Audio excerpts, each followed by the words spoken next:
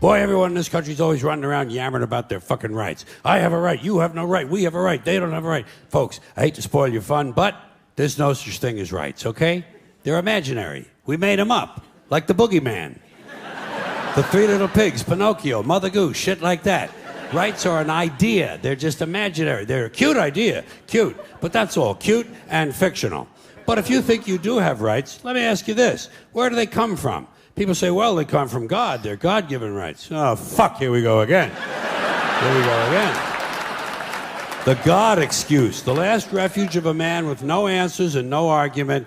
It came from God. Anything we can't describe must have come from God. Personally, folks, I believe that if your rights came from God, he would have given you the right to some food every day, and he would have given you the right to a roof over your head. God would have been looking out for you. He wouldn't have been worried about making sure you have a gun so you can get drunk on Sunday night and kill your girlfriend's parents. But let's say it's true. Let's say God gave us these rights. Why would he give us a certain number of rights? The Bill of Rights in this country has 10 stipulations, okay? 10 rights. And apparently God was doing sloppy work that week because we've had to amend the Bill of Rights an additional 17 times. So God forgot a couple of things like slavery. Just fucking slipped his mind.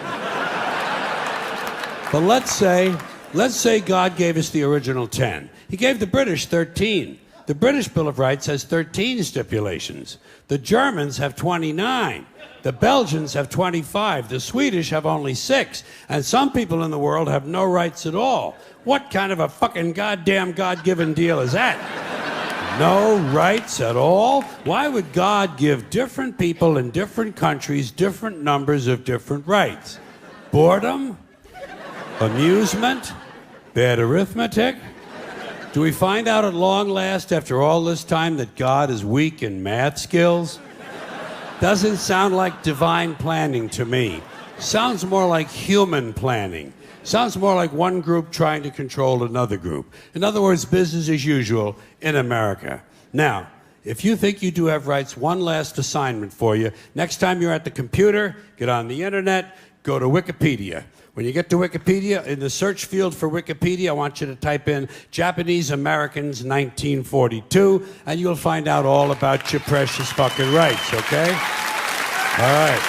You know about it. You know about it. Yeah. In 1942, there were 110,000 Japanese American citizens in good standing, law-abiding people who were thrown into internment camps simply because their parents were born in the wrong country. That's all they did wrong. They had no right to a lawyer, no right to a fair trial, no right to a jury of their peers, no right to due process of any kind. The only right they had, right this way, into the internment camps. Just when these American citizens needed their rights the most, their government took them away. And rights aren't rights if someone can take them away. They're privileges. That's all we've ever had in this country is a bill of temporary privileges. And if you read the news even badly, you know that every year the list gets shorter and shorter and shorter. Sooner or later, the people in this country are going to realize the government does not give a fuck about them. Government doesn't care about you or your children or your rights or your welfare or your safety. It simply doesn't give a fuck about you. It's interested in its own power. That's the only thing, keeping it and expanding it wherever possible. Personally, when it comes to rights, I think one of two things is true. I think either we have unlimited rights or we have no rights at all. It's called the American dream because you have to be asleep to believe it.